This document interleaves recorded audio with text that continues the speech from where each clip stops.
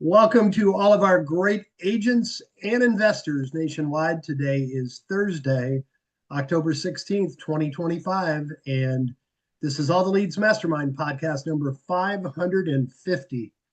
When I saw that number, it seems like yesterday we were celebrating our 500th call, but obviously it was almost a year ago. So the time has flown by. Nothing has changed at all the last year, right? Uh, a bunch has changed. I'm being facetious, obviously, but thank you everyone for being here. It's your call, so please raise your hand and participate. Tim, what would you like to start with today? Well, I already started. I sang to you with Paul McCartney as my duet. I don't know what you could ask from that. Okay, well, we'll talk to everybody next week then. All right. Have a good time, everybody. Hey, appreciate y'all being here. As Jim said, appreciate you being here kind of on time and early and all that sort of stuff. Great to have you. Um, all of these calls are good. I have one personal note to bring up. Oftentimes on these calls, I've been having what I thought were microphone problems and other stuff. We found out yesterday that what I have is a squirrel problem, and the reason for that is that we finally had the internet provider come out, and what they realized is that the last last mile line coming in from the street, which is about, I don't know, maybe a quarter mile away, uh, has been eaten up by squirrels. So they did a bunch of replacement yesterday, and hopefully I will not have to once again interrupt a phone call with massive amounts of cursing and screaming when I get frustrated, because it happens a lot, and it's finally quit happening. So hopefully that won't happen, and it won't make a liar out of me during the call today. Again, hope everybody's had a good week so far. I will tell you that this has been an interesting month for the industry. Particularly, it's been an interesting month for us. Um, and the only thing I'll say about it is that it's been a fantastic month for us.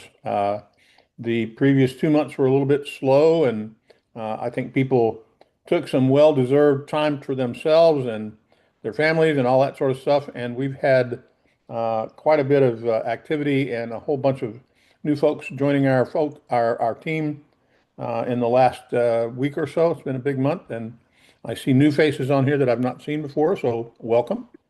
And I'm excited about that. So I think it has a lot to do with kind of what's going on in the industry and sort of where we are in that.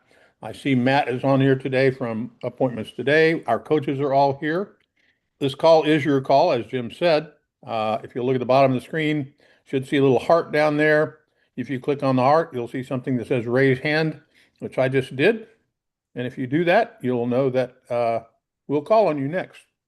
We want to hear your questions, your answers, your wins, your losses, your troubled masses yearning to breathe free. Whatever you got, we're here to talk about you guys.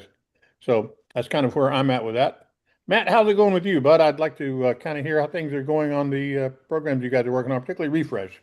Yeah, it's going great. So, for everyone that's on here, that if you don't know what the refresh program is, or if you're listening to the replay, basically, we all know that you have leads that are aged, they're older. As they get aged, as they get older, things happen. Whether they sell their real estate, maybe the probate is finalized. It might be that the house is still in probate. We What all the leads is doing is they're refreshing the data, and once they refresh that data, it then goes to our team and we call those leads. We call each lead up to 10 times. We're running a very big special right now where people are getting 70% off of what the, excuse me, wow, that was a 60% off of what the normal amount is. And so everyone is getting a pretty big discount from it, but we've had amazing results from it so far. We've got clients that we're calling on the very first day and we're getting an appointment. And we're almost averaging, which is kind of crazy to say, we have one client we're averaging an appointment a day. And he's only given us a couple hundred leads. So we're having really good success with that. So if you've got leads that are 3 months older or longer, and you might need to refresh that data. And if you go back even all like to 2 years, we've had really good results with those too. So we're rocking and rolling. And guys, like, you don't take my word for it, or Tim or anyone else. You could look inside the All the Leads Mastermind group. I've done a better job of of tooting my own horn, I guess. I've never been a fan of doing that, but I'm like, I've just told people, I'm like, listen, if you like this, go in there, tell people about it, because I think you'll be able to help more people revive their leads. And now more than ever, especially with all the, changes in the real estate industry and time of the year. I mean, it's a great time to get this stuff refreshed and get more opportunities and more at bats. So really excited about that. So, Hey, Matt, if I could, a quick question, and then Yeah. maybe, Tim, did I interrupt you? Did you have oh, one? that's fine. Okay, quick question, and then maybe a follow-up for Jody. I know you have said that the conversion rate on appointments is better on the old leads than the new leads. Is there any cutoff point at which it becomes better? Is it 6 months old, 9 months old, a year old, 2 years, or is it just in general, the older they get, the more they are ready to set an appointment? I don't know if it's like fine wine or anything like that. I don't know if those same rules apply, but I mean, from what I've gathered, so we've ran kind of just like a bulk test and picked some of our monthly clients compared to some of the older the refresh program, and so the numbers are very close. Usually, it takes anywhere between 15 to 25 conversations for a very productive action. Obviously, some of those actions, people are saying, oh, I'm not the personal rep, it's this person, which we get from time to time. But for the most part, I mean, usually they're, or they tell us, well, the ones, for example, some of the newer ones are, call me later, and they brush you off. What we have found with the older ones is that in a lot of cases, they are saying, hey, you know what? It's kind of and I've actually I'm gonna try to find this to go, wow, I can't believe you called me. I have actually been thinking about this for a while, but I'm not getting calls anymore. The one person said, no one's reaching out to me about this anymore, and so I kind of didn't even think about it for a while. But yeah, I am interested in having a conversation. And then so we just lead with the resources. Hey, we're gonna give you, there's all these resources you have readily available to you. And that has gone over very well. But I think the number that I was looking at, so for the blended average was 20 conversations with like some of the newer ones. It's like 19 with the older ones. And I think a lot of that is because, again, there's no people just aren't shopping it around. So it's almost one and the same. They're very close. That number may adjust after we bring on more folks to do the refresh program, but it's going really well so far. The reason I really wanted to highlight that is in my conversations with our clients, I hear a lot, well, all those leads are 3 months old, they're 6 months old, they're probably listed by now. It's a waste of time calling them. And it's really as good of a call after a year as it was initially. Because yeah, more of them are going to be sold, but we're telling you which ones aren't, and you got almost no competition. And then Jody, I was just going to ask you what I've heard, the question I've also heard from our sales team and from our clients is, and I know this is just anecdotal, so don't hold us to exact numbers, but ballpark, like how many of them still have real estate that haven't sold after 6 months, 9 months, after a year? If you were to run 1,000 leads or 200 leads. Yeah, we're seeing it around 25 to 30% range. Okay. So, and that's after a year, even 30% Right. of them, 30% of them have real estate that haven't sold yet. Yep. Yeah. Okay, great. Well, and Tim, I interrupted you. Go I ahead. think all I was going to say is it's right along with what we're talking about. I think it's important for you to realize why this is happening. So think about what happens when, someone passes away. In a lot of cases, the real estate that hasn't been sold happens simply because a surviving spouse is continuing to stay in the home. And that's very common, very normal. That happens. But over time, statistics also say that typically, we're in a generation of time where this massive amount of wealth transfer that has been predicted for years is actually happening because uh, people from the boomer generation are aging, and when a spouse passes away, is typically the same age as their spouse or somewhere close to that. The chances are unfortunately reasonably good that there'll be a death again later on at some point from the surviving spouse. And so that can happen during that period. Another thing that can keep it from happening is that the house is filled with the possessions of the person that died, and family hasn't gotten around to doing anything about it yet. And that's back to what Matt's talking about having solutions and things that you can offer of value. If you've got a good clean out crew that can come in and work with them and has a good way and a good methodology of helping them take the things out that matter and leaving the things behind that don't matter and then disposing of those and cleaning the house out, getting it ready to sell, that's a great lead for you to talk about how to get that moving forward and all that. There are a lot of reasons people get stuck and that property is still there. Some of it is just plain laziness. It's like, I don't have to worry about that right now. It's not burning a hole in my pocket or whatever. And all of a sudden, they get a bill, a tax bill. They get the roof is leaking and it's going to require a $5,000 roof job to just fix it over the garage. And it's like all of a sudden now, what happened is that it's a buying signal has happened, and that's why this is so important. It's the right place, the right time, and the key element here is you're going to be the only one talking to them. As Matt said, that's the most important piece of this. You'll know that there is a property that is still titled in the name of the decedent and that it hasn't changed hands at least in 90 days to 2 years. And that nobody else is likely to be talking to them because they don't do this program. So it makes this a wonderful opportunity for them. And Tim, two other things that I've seen a lot, either there's a tenant in there that wants to live out the lease sometimes, or probably even more common, one of the survivors wants to buy the house and they think they can get a mortgage. And three lenders, and 9 months later, they finally realize they can't qualify for anything. We got to sell the house. So there's so many different reasons, but yeah, good stuff. Thank you. And I'd also say this, we sit here and we talk about this, and if you're like most people, if I was on this, I'd go, well, yeah, but I can do this myself. I'll contact them. Well, guess what? You won't do it. And that's our harsh reality of this is you didn't do it before, you didn't stay in touch with them.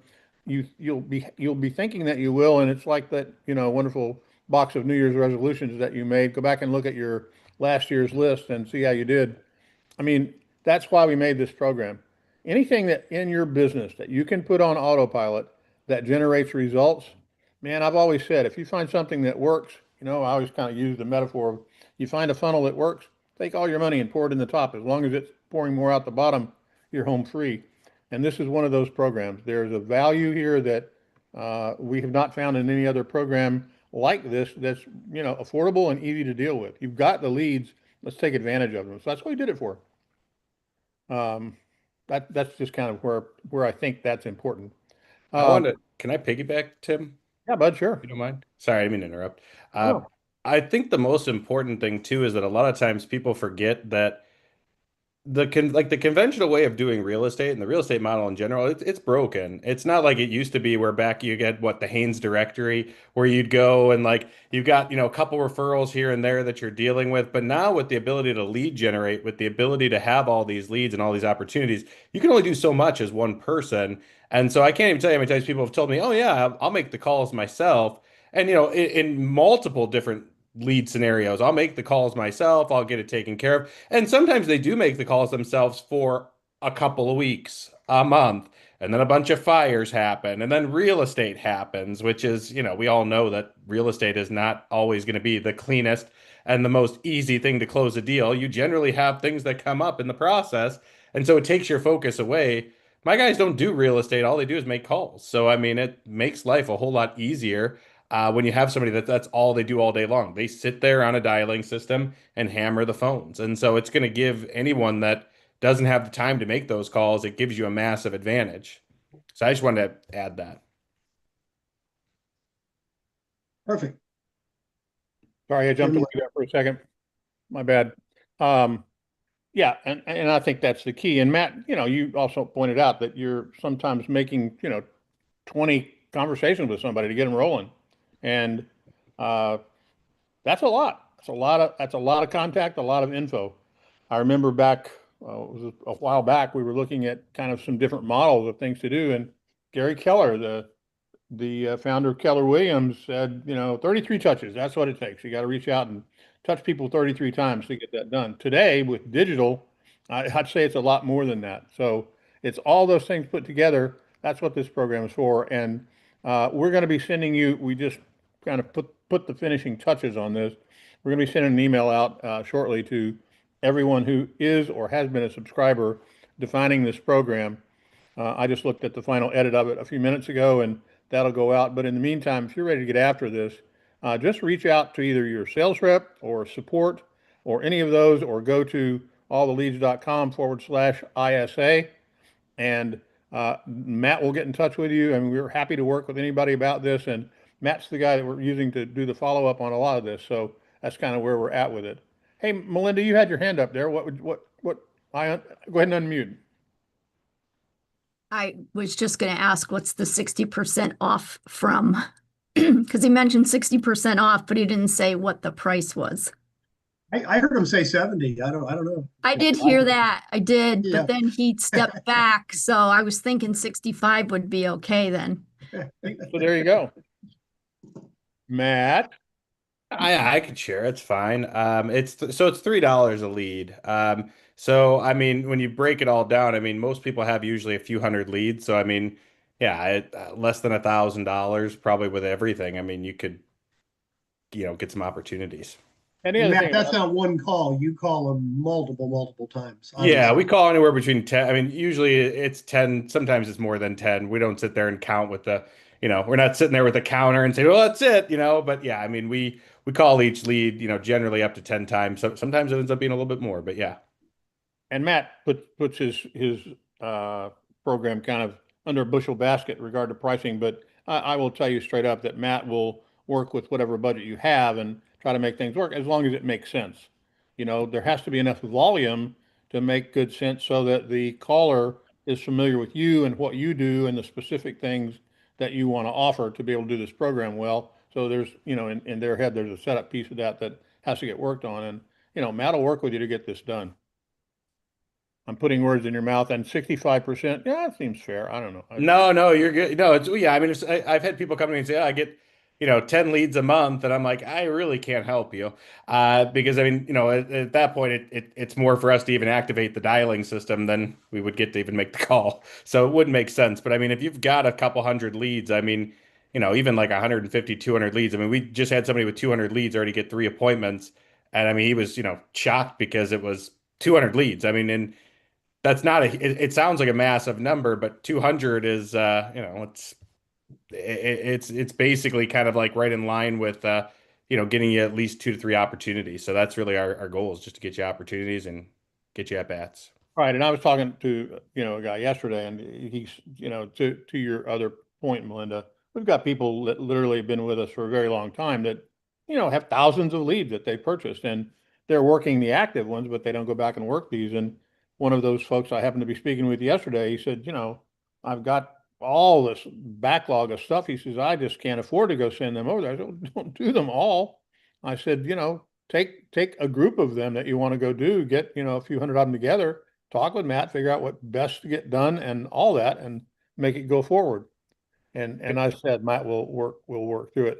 Hey, Winston is asking, he says, Matt, are your callers offshore? You can certainly answer that one.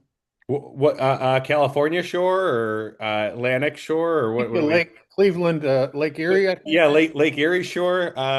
No, Winston, great question. By the way, you have the greatest name ever. I don't know if anyone's ever told you that. It's like our name of royalty, Winston Covington. I love that name. But no, I mean, to answer your question, all of our guys they've lived in the United States.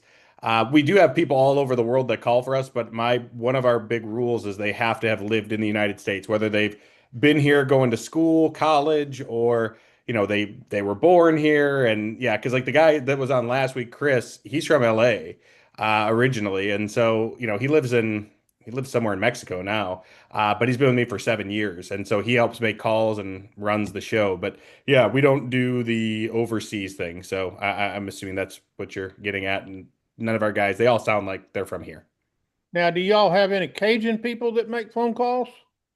I used to. I'm still trying to find. It's hard to find those. So yeah, I mean, that's a great question, Winston, and thanks for asking. And guys, it's awesome to ask the questions that you're asking, and we'll always answer them. Good and the bad and the ugly. We're here to answer your questions. And if you don't know, if you don't know to ask the question, we'll help you, but we'll happily answer.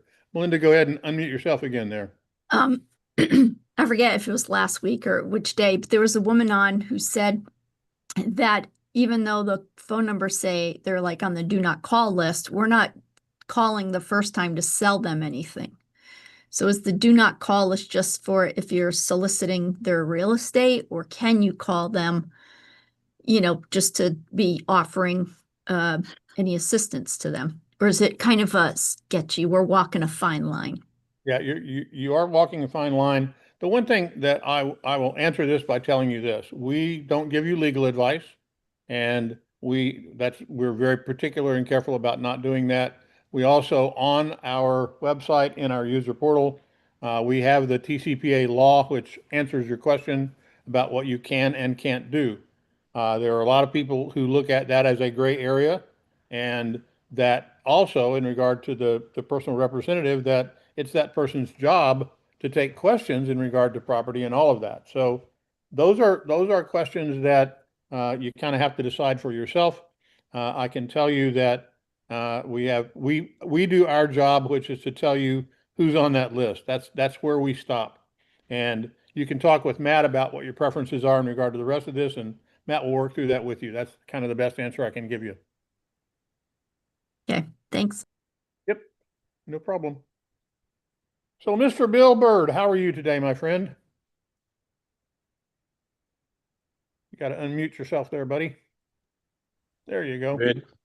How are things Good. out in the back country of California? It's good. Our market is still very, very slow.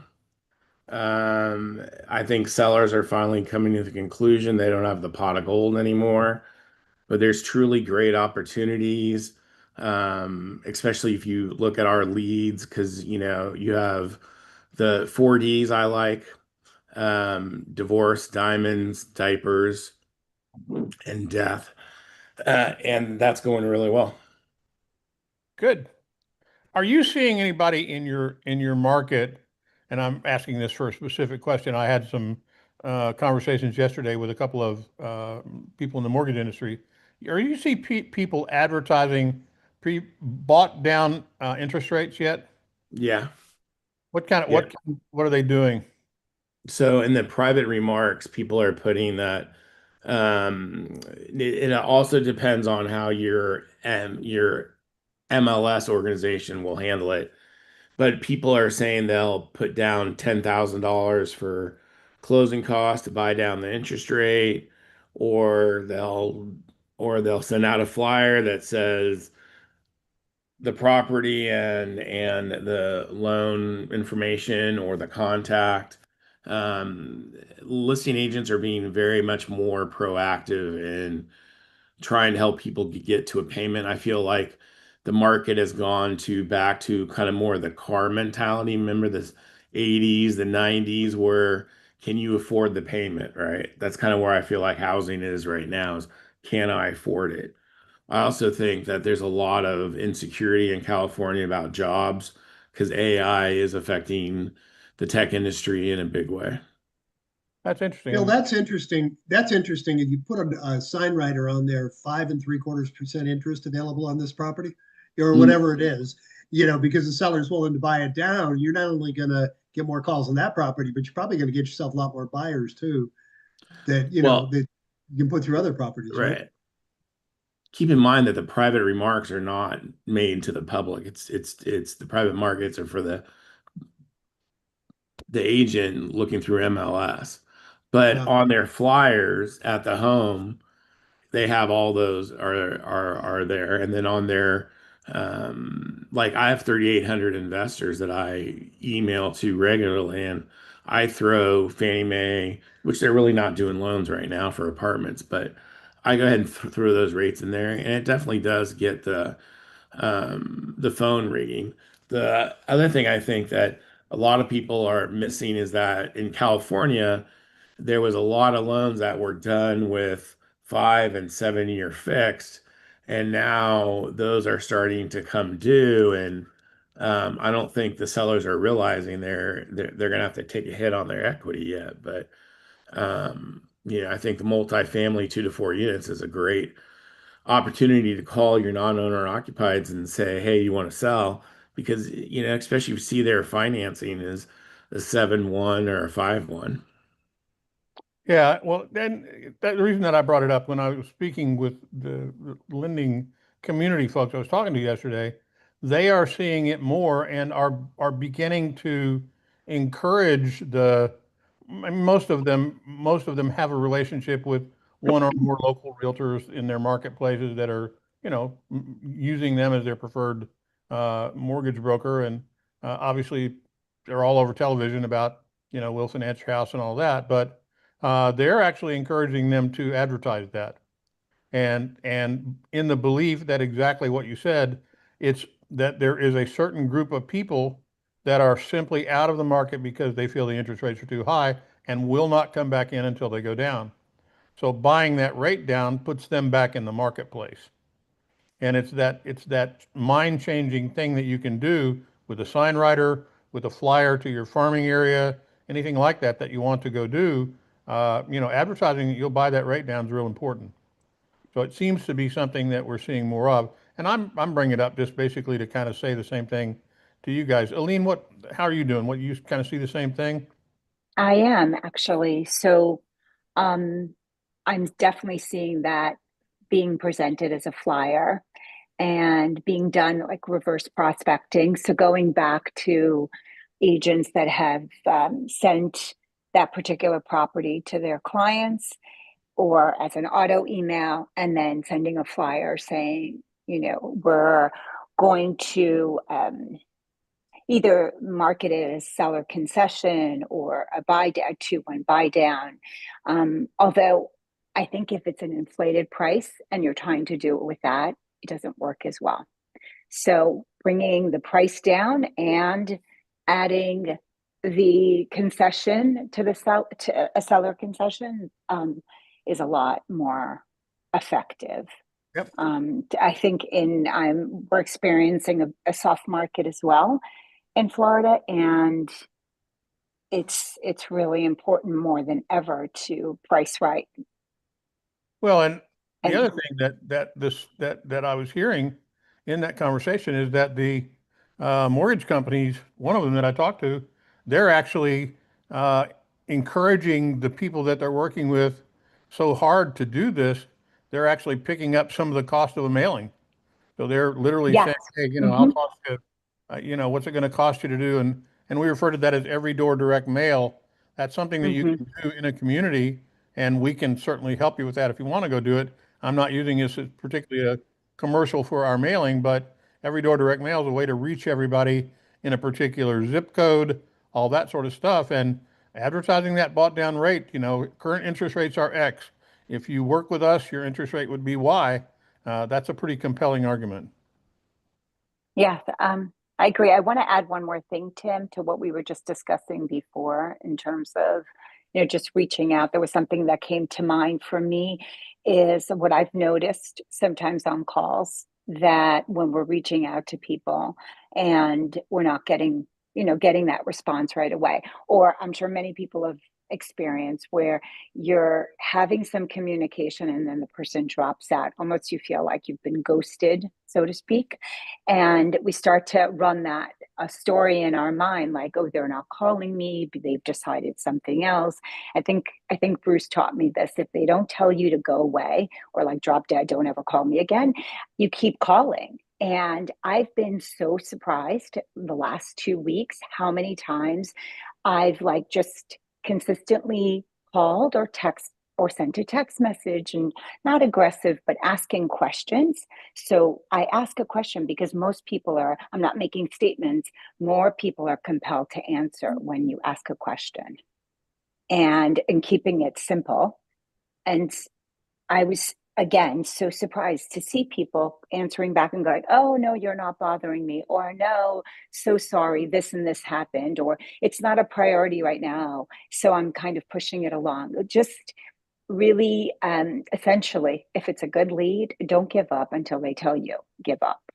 Yep, for sure. And Hmm a lot of this has to do with the way that you personally approach them. You're not threatening, you're not pushing, you're not anything. Absolutely. You're their buddy, and that's one of the beauties of you and your demeanor and the way you approach it. And I think that's a Thank you. beautiful way to do it. So That's a good thing. Hey, Patty, what's up? Hey guys, I'm starting to see a lot more of my probate calls when I go on them that they do have hefty mortgages still on them, and I wasn't seeing it as much in the last couple of years, but I went on one this past week, and they're so underwater in that property, and I don't know, do any of you really heavily pursue like short sales on probate, or it just seemed like it seemed like, I mean, this is a total gut job on this house. They totally ruined the house. Plus, they're totally maxed out on it. And I'm an auctioneer too, so personal property is not a problem, but it's so nasty. I can't even sell any of the stuff inside. So I hate to walk away from anything, but I don't even know if there's enough money in there for them to even pursue the full probate. Because for personal property, they don't even need to pursue probate because there's so little of it. The only thing they would have to pursue it for is the house. Is it a tear down? It's a total gut. It's not a tear down, but it's a gut. And is it, if it was gutted and repaired, is it a house is it in a good area and it would sell well? It's in a good area, but the market is loaded with houses that are at that price point. There's nothing super special about that house in particular. I mean, it'd be a decent rental, but people would have to put at least 100,000 into it to get it to, even as a rental. It has pretty much acreage, which I think sometimes is not great for a rental. But so I just didn't know when it really would be a short sell. And even what their position is as the estate, like, so nobody has letter of testamentary yet. No one's declared the executor. So how can they even pursue a short sale without, finishing the deal first? I mean, Yeah, Patty, as most people in this call know, my wife and I started a short sale company back in 2008. She's done over 2,000 of them. It depends on once the probate's been filed, are these cases where obviously you're getting the lead, so the probate's been filed and the attorney's probably been paid already or not? No, this was just them calling me from my Google, from my website. So this wasn't a probate lead. This was just it was a probate call, but it wasn't from a lead. So But they hadn't even through, filed probate yet. Yeah. I see. It has to go through probate, because my point was going to be, if they've already spent the money on the attorney, even though there may not be anything in it for them, it surprises us to see how many people just want to do the right thing. They don't want grandma's house to go into foreclosure. But you're right, if it's going to cost them $5,000 to do the probate, it may not make sense. It might make a probate is actually an easy short sale to do. Yeah. Because it's just a proof that the executor has, authority. There's no financials required. It's a really easy one to do, but it might not be a great financial decision for the heirs to do it. So it'd be completely different if the probate had been filed and paid for. Well, yeah, and that was kind of, them bringing me in just to see if there was anything in it that was, worth them pursuing. But yeah, it just seems like every time that there was any equity in the house, the uncle took it out. So it is maxed out for equity, and they just ruined the house. It was trashed. you have an investor, you have any investors that would be interested in it as is?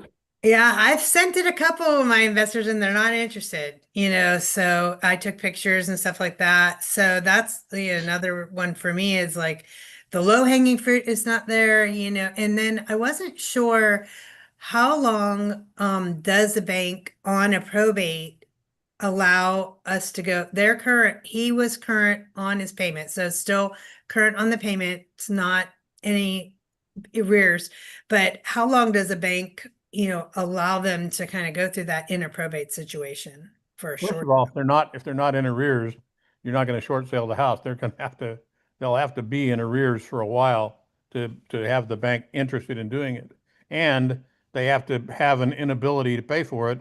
Do they have the ability to keep paying for it? No. So are they going to stop paying for it? Yes. Because it was automatically deposited out of his account. So, but the account is down to nothing. So now, now it won't be continuing. Yeah, why don't after this, do we have your contact information, Patty? Yeah.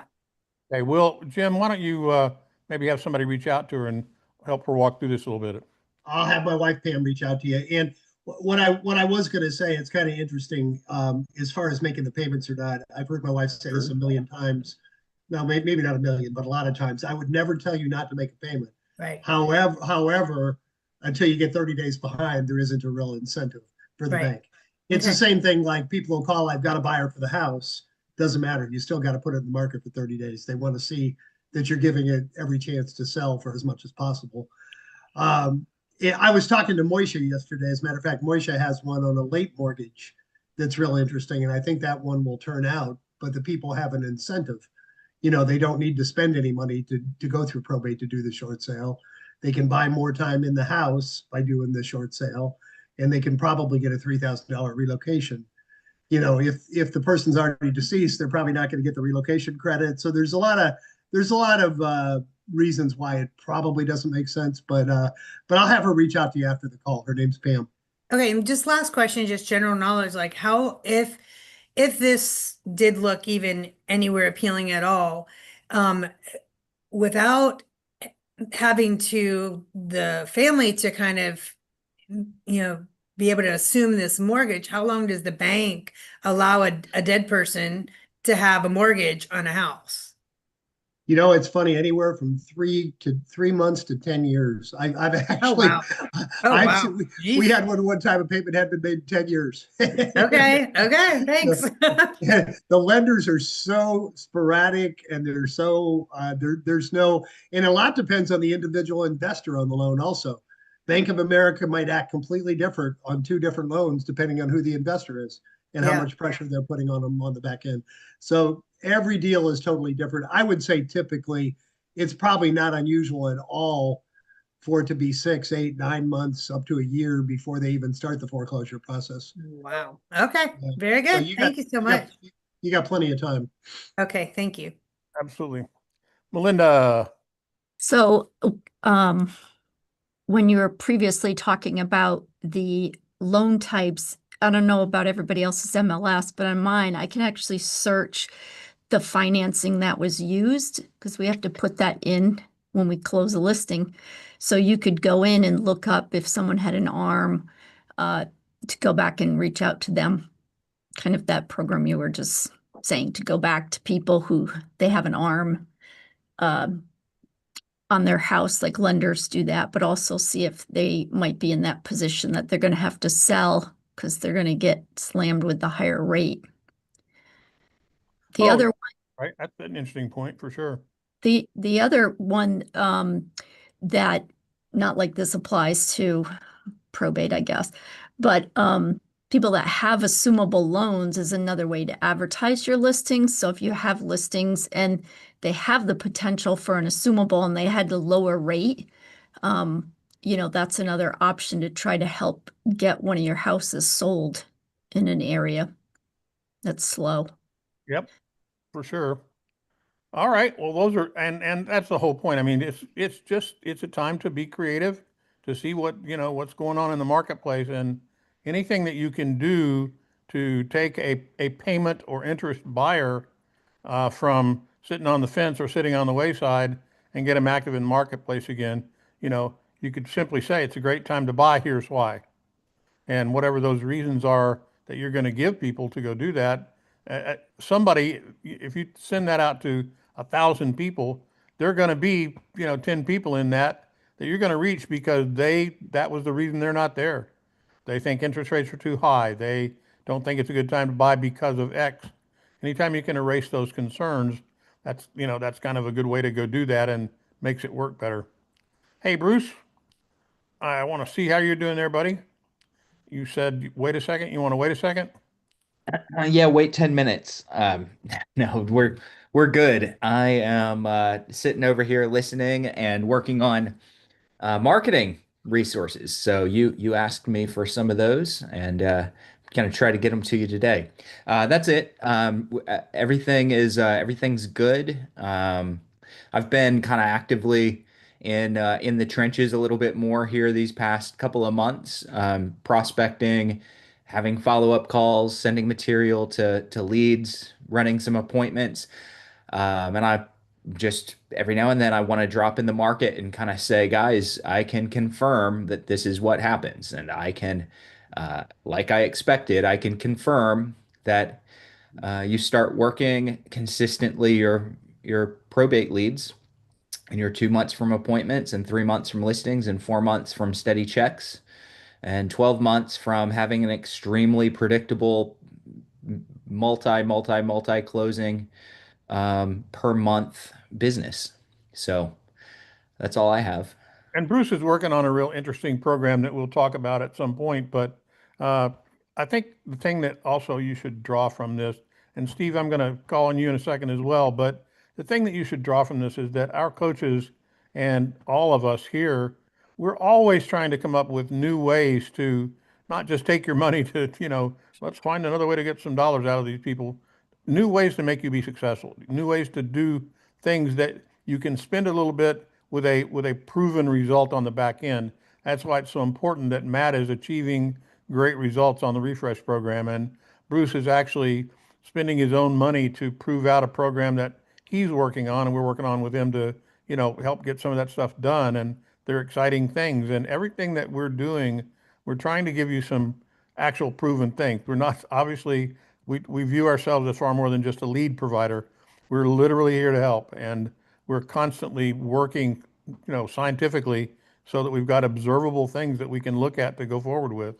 Uh, Bill is the guy who right now we're targeting some pilot programs on divorce that we're working on, and Bill is kind of our resident expert on working with that, and so that's worked out well for him, and we've got some cool things coming on that as we move forward. So, you're not alone. We're here to help you. Steve, how you doing, man? Doing well, Tim. What's So new I with you, appreciate buddy? what you said. One of the great things about the company is that everything is upfront. It's about being honest with folks and laying it out for them so they can make the most informed decision. It's not about trying to persuade or dissuade, but so that they can do their own due diligence. And oftentimes I'll tell them about Bruce's program. I tell them, look, as a former Army officer, I came into this, I had no training. The training was invaluable to me. It might be something that's good to you. And I always tell them, look, I like Bruce. I think Bruce likes me. I've sent a lot of people to him, but I don't get any money from Bruce. Yeah, I know. I get it, Bruce. It's iffy. I would be that way too if I were looking at me. So that's okay. So, but I want people to at least be aware of the resource so they know what's available rather than, gee, I wish you would have told me about that. I had a conversation with a guy yesterday. He goes, hey, Steve, tell me about appointments today. And Matt's been very upfront. Matt will tell you, look, if you think we're going to do it as well as you do, we don't. And I give him the analogy. Matt's honest. He'll tell you the analogy I use is it's like the lawn service. They come, they do the lawn, they cut through it. They're really looking to move to the next job. It's quantity. It's a little bit of quality that is diminished, but for the most part, he still provides results. Hey, check him out, call him, find out. Make sure you understand what the expectations are. I just saw a testimonial today of someone who signed on with Matt, and it's worked really well. And they're getting appointments like darn near every day, which is great. That's what I always tell them. Look, either they're going to provide you with an appointment or an interested person that you can call and you can save in determining where you are in your business. Because for some, I talked to a lady, she's got 8 people work for her, and she told me, look, the most valuable thing I do is get on the phone. I sent her some scripts. You know what I got an answer from? An EA, an executive assistant. She doesn't answer her email, but she dials her own numbers. Now, there are other people, based on what their business is and how busy they are, I always ask them, hey, what's your hourly rate? Because you may be able to buy back time with somebody like Matt, where instead of you making 100 calls, you're only making 5, 6 calls to interested people. And now you're saving that point. So that 80% becomes 100%, particularly if the time available that they could be doing something else that provides them with a greater return on investment. So it's just making aware of what it is. And like I said, I don't get anything from Matt, nor am I looking for anything from Matt. But if people ask me about him or where things are, You know, well, who are their callers? Hey, they're expats. They live in Costa Rica. You know, they sound like an American. No disrespect to anybody who doesn't, or if you go overseas for someone who maybe has an accent, but for a lot of people, I don't know you, when I get calls from folks, a lot of times folks who are calling me have an accent, they're trying to scam me out of money. Not in all cases, but a lot of them do.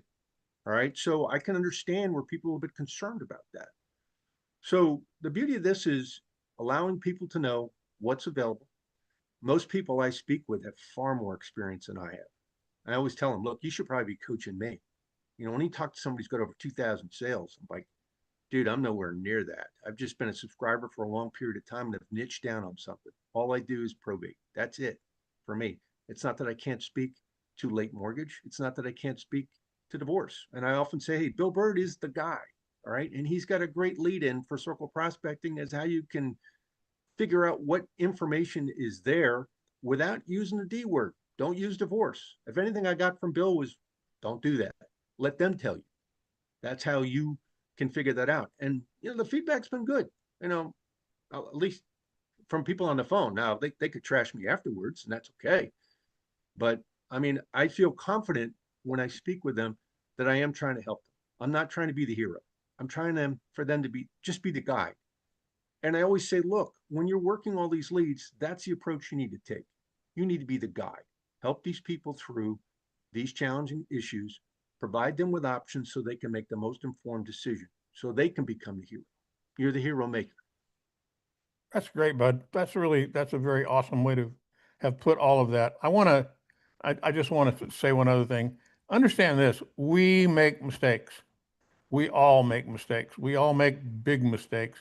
I can promise you, I'll venture to say I've made more expensive and stupid mistakes than anybody that's on this call. And I'll tell you one of the biggest ones that I made in the history of this company, about a year and a half after we started the company, one of the things that we realized was that people were, not making their phone calls and weren't doing what they wanted to do. We were already doing printing, so we'd kind of handled that part of it, which we feel is important. Send out letters, make phone calls. That's your marketing. At that point, the digital marketing didn't exist much. Now we've certainly added stuff with that, but we looked at doing it internally. We decided, well, we'll go hire some people to make phone calls for people, and we did. We tried it briefly with a couple of people in-house. We bought some phone systems, put in a couple of good places for them to work, brought them in, miserably failed. Did a poor job. They were nice people. They had great voices. They knew how to read scripts and all that. They stunk, didn't do a good job. So then we said, well, that's not going to work, and we don't want to take people's money for a program that we don't feel confident in. So we went out and we started looking for a company to do this. And we found a third-party company that we thought was, valid and might make good sense to do that. And so we started working with them, and we came to find out that the people we were working with, they had all kinds of organizational problems. They had some good people, but their leadership wasn't a good fit. So what we decided to do was, well, these are good people. We'll just acquire the little company that was doing it.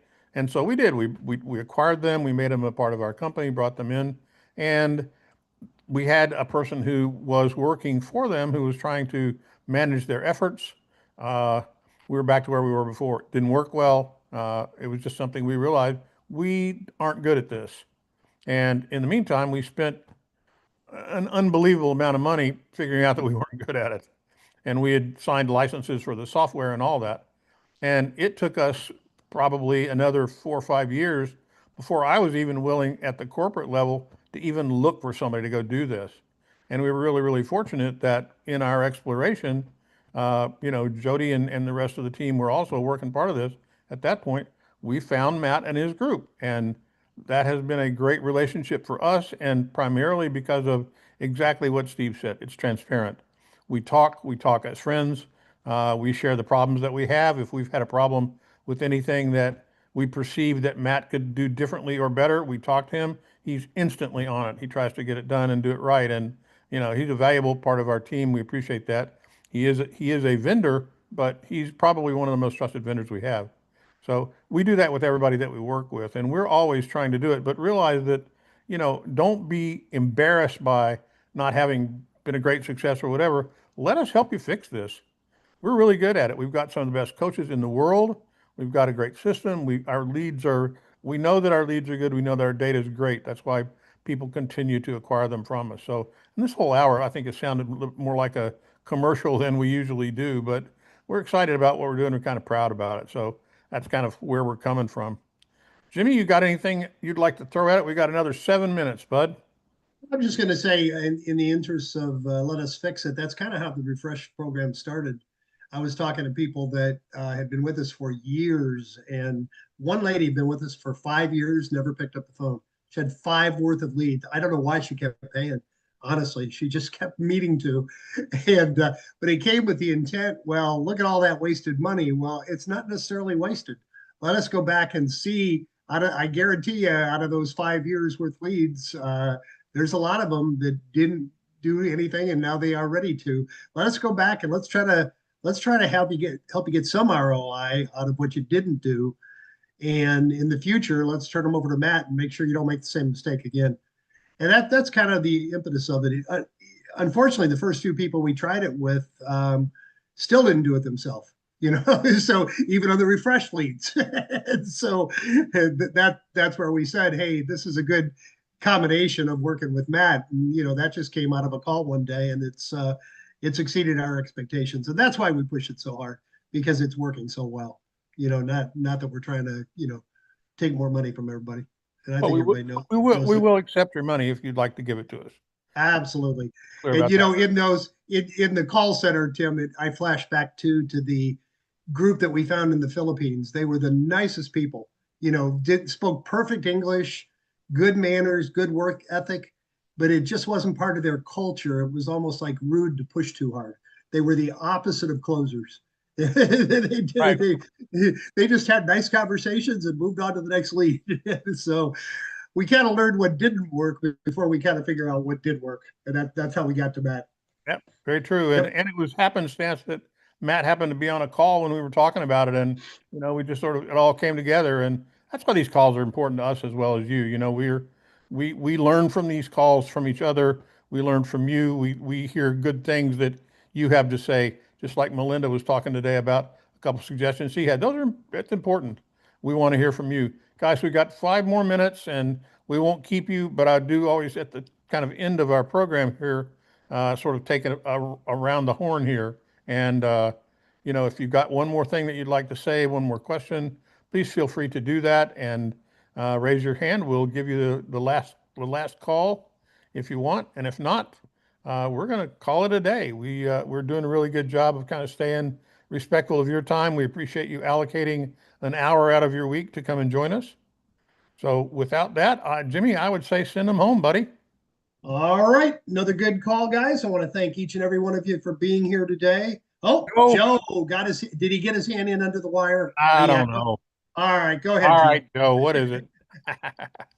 Real question for Matt. So I went to the website for all the leads for you, Matt, for the ISA. Do we just get a hold of you that way, or how do we do it? Yeah, that will get you there. Matt is muted. Yeah. Yep, sorry. Yep, that'll get you there. Yep, that's Okay. what you got, bud. Thank you. You bet. You bet. Thanks, bud. Appreciate it. Either Chris or Matt will typically call you back personally. Usually I think it's Chris, but Matt's right-hand man. All right, Jimmy. All right. After that false start, I want to thank everybody again for being here today. Particularly want to thank Matt, Connor, Melinda, Tim, Steve, Aline, Bill, Patty, Bruce, and Joe for actively participating. And I want to challenge each of you, take one idea that inspired you on this call, go out and put it into practice, and please come back next Thursday and share your results with the group. Have a great week, everybody. See you same time next Thursday. Take care. Thank you. And Joe, if you need to reach out to support, just call us and talk to support. We'll get you to Matt. Thank you, Tim.